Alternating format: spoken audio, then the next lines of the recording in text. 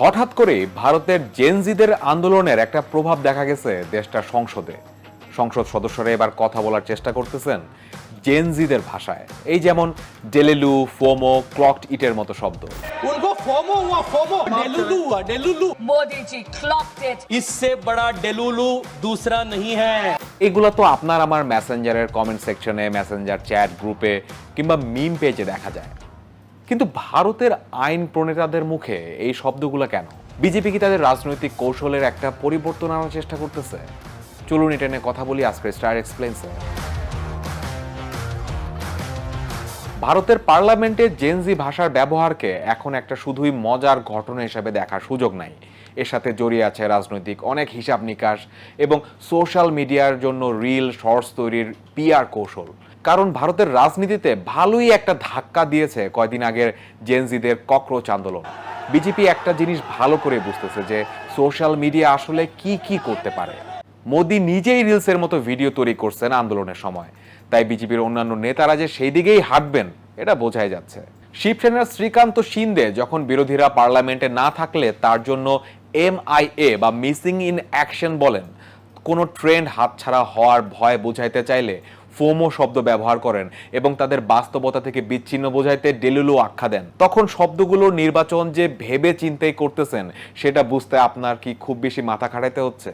আমার হচ্ছে না। তাই তো বিজেপির বাঁশুড়ি স্বরাজ যখন দাবি করেন প্রধানমন্ত্রী নরেন্দ্র মোদী প্রশ্ন ফাঁস বিরোধী আইন এনে বিষয়টি একেবারে ক্লকড ইট করেছেন, তখন জেনজি ভাষা শুধু কথার মাঝে সীমাবদ্ধ থাকে না, সেটি রাজনৈতিক হাতিয়ার হয়ে যায়।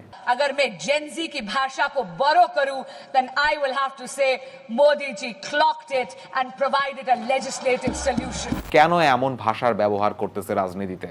রাষ্ট্রবিজ্ঞানী রাহুল ভার্মা বিবিসিকে বলেন, ভোটারদের সঙ্গে সংযোগ তৈরি করতে রাজনীতিবিদরা সব সময়ই কন্টেম্পোরারি পপ কালচার বা গণসংস্কৃতির সাহায্য নিয়েছেন। এটা আসলে পুরান কিছুই না।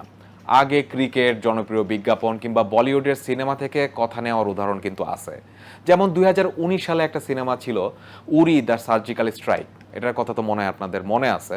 সেখানে ভারতের আর্মি পাকিস্তানে ঢুকে অপারেশন চালায়।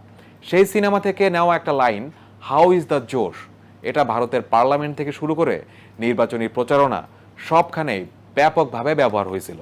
মিশিগান বিশ্ববিদ্যালয়ের অধ্যাপক জয়জিৎ পাল AFP-কে বলেন, বিজেপি অতীতে নিজেদের সাংগঠনিক নেটওয়ার্কের শক্তির উপর জোর দিছে, তবে ইনস্টাগ্রাম ও এক্সে অ্যালগরিদমিক পরিবর্তন ও মিম সংস্কৃতির নতুন জোয়ার নিয়ন্ত্রণ করতে বিজেপি ব্যর্থ হয়েছে। সময় বদলায় গেছে, এখন চলতেছে ফেসবুক, ইনস্টাগ্রাম আর এক্সের যুগ। এর একটি বড় উদাহরণ হইল এই ককরোচ জনতা পার্টি বা সিজিপির সামাজিক যোগাযোগ মাধ্যমে উত্থান। মাত্রই এই মে মাসে তৈরি হওয়া সিজিপির ইনস্টাগ্রাম ফলোয়ার 26 মিলিয়নে চলে গেছে, যা বিজেপির অফিসিয়াল হ্যান্ডেলের 9.6 মিলিয়ন ফলোয়ারের দ্বিগুণেরও বেশি। তাই বিজেপি হয়তো চেষ্টা করতেছে জেনজিদের ভাষায় কথা বলে তাদেরকে নিজেদের দিকে টানতে। তবে ডিজিটাল নৃবিজ্ঞানী পায়েল অরোরার মতে ইন্টারনেটের শব্দগুলোর বিষয়টি ওই সিনেমা বা ক্রিকেট থেকে একটু আলাদা। কারণ এই ভাষা কোনো চিত্রনাট্যকার, তারকা বা স্পোর্টস হিরোর তৈরি নয়। কোটি কোটি পোলাপানের প্রতিদিন অনলাইনে কথা বলার মাধ্যমে এসব শব্দ তৈরি হয়, আবার বদলায়ও যায় খুব তাড়াতাড়ি। সঙ্গে খুব দ্রুত অর্থ তৈরি হয়ে যায়, নতুন অর্থ তৈরি হয়ে যায়। তাই কোনো রাজনৈতিক দল বা নেতা যখন শুধু এই শব্দগুলো ব্যবহার করে, তখন তা খুব বেশি হইলে সাংস্কৃতিক সচেতনতা বা কালচারাল অ্যাওয়ারনেস প্রমাণ করতে পারে, কিন্তু সেটা কোনোভাবেই রাজনৈতিক কাঠামোগত পরিবর্তনের প্রমাণ হয় না। কারণ এখনকার পোলাপান এত বোকা না। নেতারা ভারতের পার্লামেন্টে এসব শব্দ ব্যবহার করে সোশ্যাল মিডিয়ার জন্য রিল শর্টস বানায় রাজনৈতিক সুবিধা নেওয়ার চেষ্টা করবে, আর ভারতের জেনজিরা সেটা বুঝবে না, সেদিন আর নাই। পার্লামেন্টের বাইরে থাকা আন্দোলনকারীদের কাছে এগুলা ক্রিঞ্জ মনে হইতে পারে।